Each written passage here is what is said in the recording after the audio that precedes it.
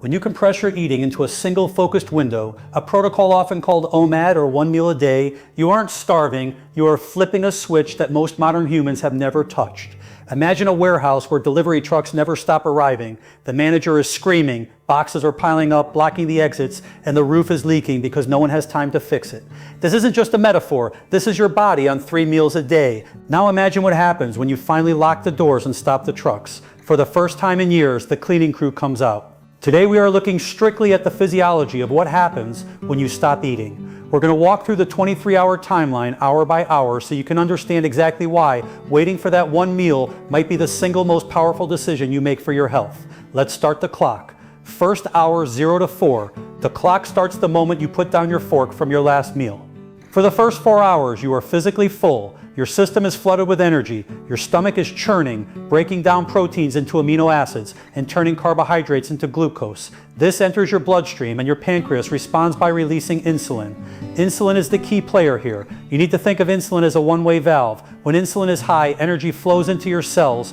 It is impossible for energy to flow out. As long as insulin is circulating in your blood, your fat cells are locked vaults. You cannot burn body fat in this phase. It is biologically impossible. During these first 4 hours, your body is prioritizing immediate energy. It uses what is in the blood. If there is excess, and in a modern diet there is almost always excess, insulin takes that extra sugar and packs it into the liver and muscles as something called glycogen.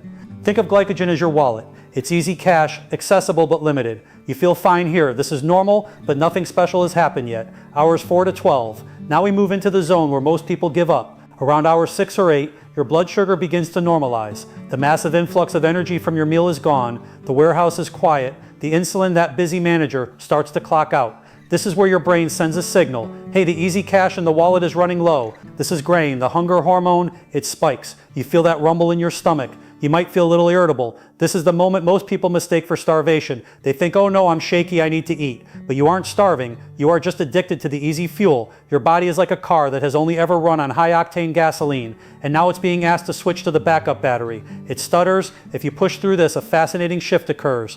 Your liver realizes no new food is coming, so it opens up the glycogen wallet. It starts breaking down stored sugars to keep your blood glucose steady. You aren't losing muscle, you aren't dying. You are simply using the cash you save for a rainy day.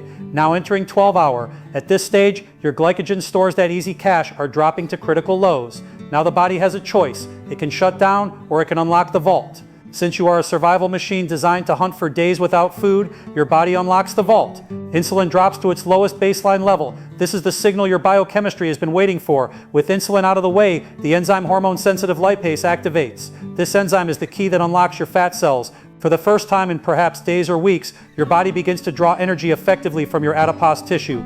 You are no longer running on the bagel you ate yesterday. You are running on UX. Hour 14 to 16. Fuel change phase. Between hour 14 and 16, the feeling of the fast changes completely. The hunger pangs usually vanish. Why? Because the fuel supply is no longer fluctuating. When you rely on food, your energy is a roller coaster. When you rely on body fat, your energy is a steady flat line. You have tens of thousands of calories of fat stored on your body right now. Even if you are thin, that is a battery that can run for weeks. As your body breaks down fat, the liver converts these fatty acids into ketones. This is crucial for your brain. Your brain cannot burn fat directly. It needs glucose or ketones. And it turns out the brain loves ketones. Ketones are a superfuel. They burn cleaner than glucose. Glucose creates a lot of metabolic smoke, what we call oxidative stress when it's burned. Ketones burn clean. They produce more energy per molecule with less waste. This is why around hour 16, people report the lift. The brain fog evaporates. Your focus sharpens. You don't feel lethargic. You feel electric. This makes evolutionary sense. If a hungry caveman got sleepy and dumb, he wouldn't catch prey, he would die. Hunger makes us sharper. It turns us into hunters. Hour 16 to 18, now we arrive at the most important part of the cycle. This is the reason many researchers are obsessed with this timeline. Autophagy. Remember that warehouse we talked about, the one that was too busy to ever get cleaned? At hour 18, the warehouse has been empty for a long time. The manager looks around and realizes he has a problem. He needs proteins to keep the machine running, but no new delivery trucks are coming in. So he orders the staff to start scavenging. They look around the warehouse for broken shelving, rusty pipes, and old trash. They break these down and melt them to create new strong steel. In your body, your cells start hunting for damaged proteins. They find mitochondria, the little energy factories in your cells that aren't working well anymore. They find misfolded proteins that could eventually lead to diseases like Alzheimer's. They even find viruses and bacteria hiding in the cell. Your body creates a membrane around this junk, dissolves it, and recycles it into brand new pristine amino acids. This is autophagy. It literally means self-feeding. It is your body's internal recycling program. This process is the closest thing we have to the fountain of youth. It is deep cellular repair. When you eat all day, autophagy never turns on. The cleaning crew never comes to work. By fasting to hour 18 and beyond, you are allowing your body to take out the trash. This is why skin starts to look better. This is why old injuries often start to feel better. You are finally clearing out the debris. Hour 20 to 22. Now the skeptics will say, but wait, if my body is eating itself, isn't it eating my muscle? This is the most common myth, and it is physiologically backwards. At hour 20, as you get deep into the fast, your body releases a counter-regulatory hormone to protect you. This is human growth hormone, HGH. Studies show that during fasting, HGH can spike by 1,300% or more. HGH is a muscle-sparing hormone. It acts like a force field around your lean muscle tissue. It tells the body, burn the fat, but do not touch the muscle. We need the muscle to go hunt. Your body is incredibly smart. It is not going to burn your furniture, your muscles, to heat the house when you have a shed full of firewood. Your body fat right outside. It burns the fat first. This unique combination, high HGH and low insulin, is a state you rarely find in nature outside of fasting. It creates an environment where you preserve muscle while stripping off fat rapidly. Hour 23. You are now approaching your eating window. Your body is primed. Your insulin sensitivity is through the roof. Think of your cells like a dry sponge. A wet sponge can't soak up any more water. That's a cell that has been fed all day. But a dry sponge, a fasted cell, is ready to absorb. Your digestive system has had a 23-hour rest. The inflammation in your gut lining has had time to settle.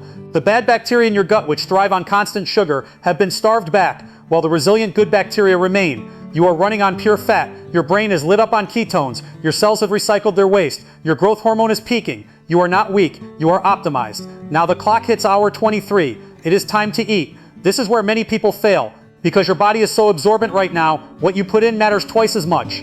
You cannot treat this meal like a reward for suffering. You have to treat it like building material. If you break a 23-hour fast with a pizza and soda, you are flooding a sensitive system with garbage. You will crash hard. The massive sugar spike will cause an exaggerated insulin response, and you will end up feeling tired and bloated. You need to continue the logic of the fast. Step 1 is the foundation. Start with protein. High-quality protein. Steak, eggs, salmon, chicken. Your body is desperate for amino acids to rebuild the structures it broke down during autophagy.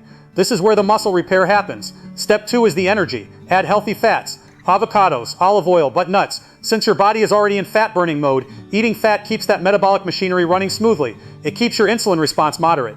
Step 3 is the micronutrients. You need volume. Since you are only eating once, you can't get your potassium and magnesium from small snacks. You need a large volume of vegetables, leafy greens, cruciferous vegetables, fermented foods like sauerkraut.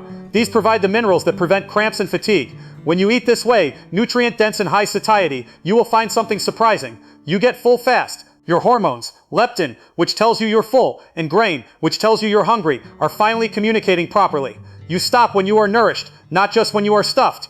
The adaptation period.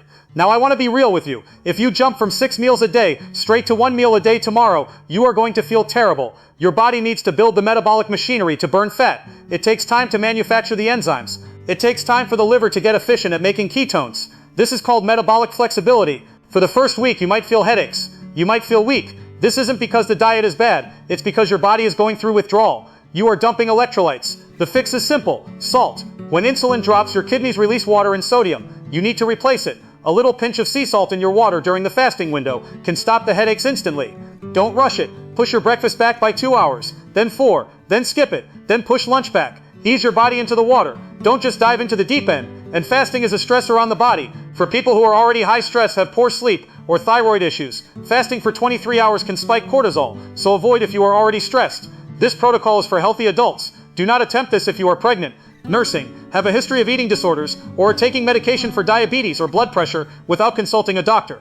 We live in a food environment hostile to our biology, designed to make us fear hunger. But hunger isn't an emergency, it's a signal you can control. Beyond the weight loss and time saved, OMAD gives you freedom. You stop being a slave to your blood sugar and return to the ancestral rhythm. Hunt, feast, rest. You aren't starving, you are thriving. You are finally letting your body heal. If you try this, let me know below. Did you hit the wall at hour 12 or feel the energy at 16? This is Doc Sketch. I'll see you in the next one.